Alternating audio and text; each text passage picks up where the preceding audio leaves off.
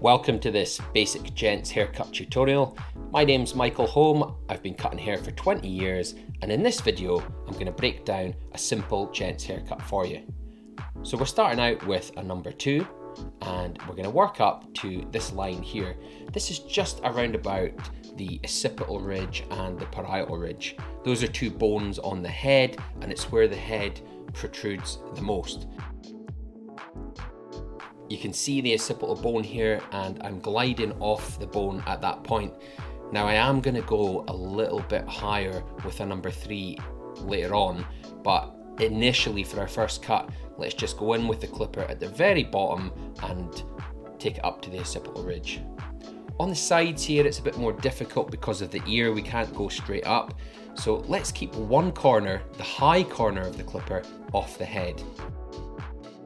You can see that I'm going in at an angle, so the low corner closest to the ear is flat on the head and the high corner is off the head. So again, on this side, it's almost like a V I'm creating, so I'm covering that green area and I don't really want to cut that red area. There's my corner lifted off again. Now let's move on to the little T outliner. This is where a T outliner really comes into its own. This is where the strengths lie in a T outliner. It's great for going around the edges. You can use the corner of the T outliner to pick away at certain areas. When you're going around the ear, only take the hairs that are sticking out just at the very, very edge.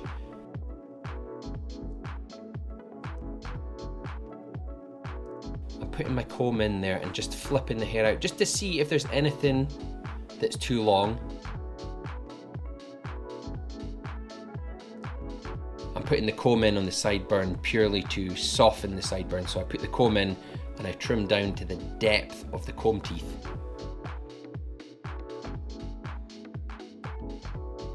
At the back of the ear, again, just pull the ear out of the way and use that T-blade. Use the corner of the T-blade. When it comes to the nape of the neck, I always like to have a straight line from the ear going right down, as if it's just disappearing down the back of the neck. My client doesn't have a very hairy neck, but there is some hair just to tidy up there, so I'm going to just go up a little bit and I'm going to use my comb just to tease out any long hairs, but because it already looks quite good, I don't need to do a lot of work. Let's match up the other side and just look at how crispy that line is from the Suprent T outliner.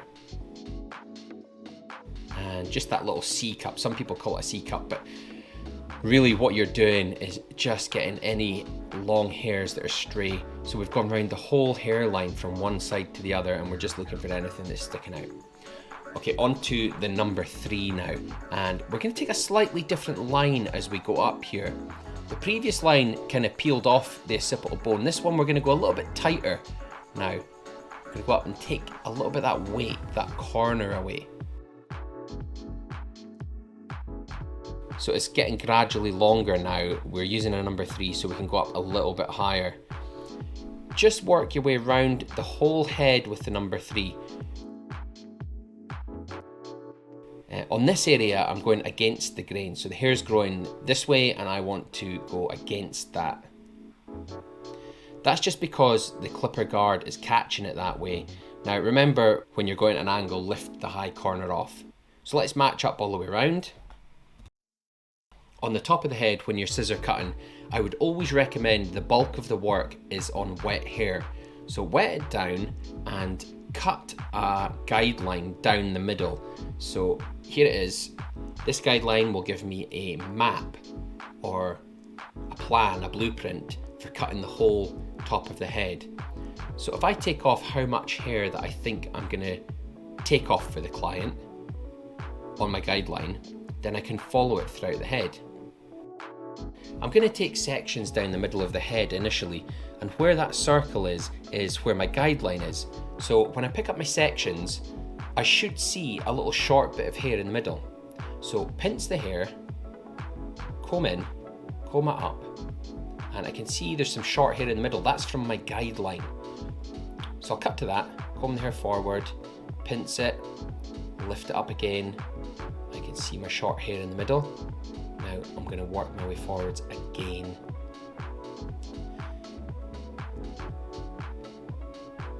That's good. And then keep working forward. I can keep seeing that short hair just right in the middle from my guideline. Now I'm taking quite a lot of sections here, and that's because my client has thick hair. So I'm probably no thicker than about 1 centimeter with each section. There's that short hair again in the middle, I can see it, so I'm going to cut to that. Working on thick hair or straight hair, take as many sections as possible, small sections and lots of them, and keep them very close together. As I get to the front, I'm going to start pulling back just slightly. This is just called an over direction, and it helps me to keep the fringe a little bit longer. I always generally fine tune the fringe at the end, so I can take off a little bit extra length when I do that. All the sections on this side, you can see where that circle is. That's where my short hair I've just cut is, so I can use that as a guide for how much to take off.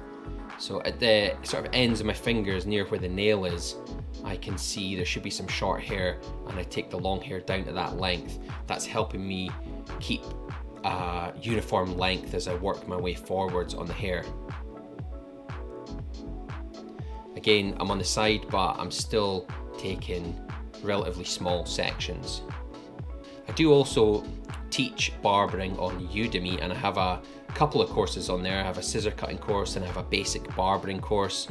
If that's something that interests you, then there is a link down below for that, and there is a few free lessons that come with those courses, so the link for that will be in the video description below.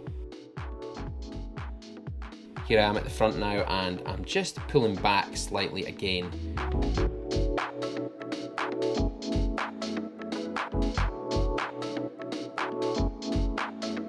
On the other side, I've combed all the hair over, and it's actually easier to collect and cut. So now the short hair is towards the inside knuckle of my fingers, and as I work my way forward, you'll notice that I start changing where my fingers are pointing.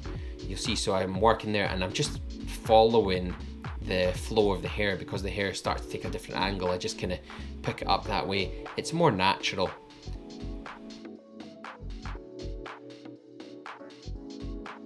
Now that we've cut our 3 sections on the top, we need to start joining it all together. So I'm going to pick up vertical sections, and my fingers are very straight up the side of the head here, and what I'm doing is looking to take off a corner. If you see my other videos, you've probably heard me talking about this corner, and it's because we had, remember, our longest length was a number 3 on the side, and on the top it was scissor cut. So what we do is we look to join the 2 together. Once you've taken your corners off, it's a good idea to scissor over comb that, because the scissor over comb smooths it out. This is something that you would call cross-checking. So we've taken, imagine, vertical sections, now we're taking horizontal sections, and we're just cutting over. All you want to do is take off any little long pieces of hair that are sticking out when you're scissor over combing. So work your way right around the head and scissor over comb the other side. Good technique is to try and just move your thumb. I'm not bad at it, but I've seen some people that they have a bottom blade that is just like a statue. The crown, look, this crown's standing up, and what I'm going to do is just take down the bit that's really standing up. Now I think that's okay, but actually it's not okay, and you'll see later I'm not actually happy with it, but I'm going to leave it at that just now. On the front, just use your comb as a straight line. So I'm going to let the fringe relax in the comb. So comb it down, rest it on the comb, and then trim across the comb. That's leaving the fringe in its natural position. And you can see I haven't straightened it with my fingers. I'm letting it lie naturally. Whenever you're cutting a fringe, be aware that when you dry it, it's going to spring up a little bit. So I would say whenever you cut a fringe, I mean to this length, whatever length you're cutting, leave it about 1 centimeter longer if it's wet. And then it should spring up to exactly where you want. If I'm wrong, you know, you can always adjust. There's me back at the crown again. I just wanted to take a little bit more off, wasn't quite happy. Okay, let's get this dried off and we'll just take a look at how it turns out. I'm going to style it with my very own Chop Dust Up. That's my own stuff that I use at work. And it's just a dry, kind of textured finish. It doesn't take a lot, you just rub it in. So here is the finished cut. Tell me what you think. Did that seem simple enough for you? Did you understand it? Is this something that you think you could attempt yourself? Did I take enough off that crown? You let me know.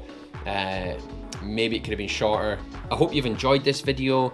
Don't forget to hit subscribe if you want to see more from me, and you can find me on Instagram at the 1 Minute Barber. Until next time, good luck with your hair cutting, and hit me with any questions in the comments below. I'll see you in my next video.